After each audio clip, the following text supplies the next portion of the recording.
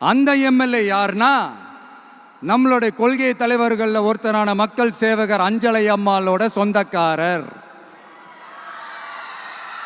என்னடா இது இப்படி ஆகி போச்சு, டிவிகேக்கு சப்போர்ட் பண்ற மாதிரி நம்ம கட்சியிலேருந்தே ஒரு குரல் வருதுன்னு சொல்லி தலைமையில் ஃபுல்லா கன்ஃபியூஷன்.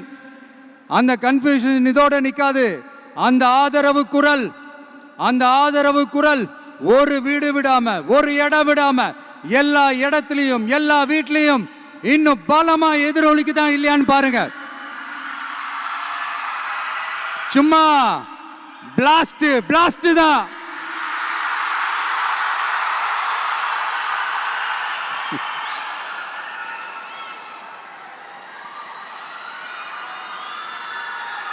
இது இன்னைக்கு நேத்தெல்லாம் நடக்கலைங்க.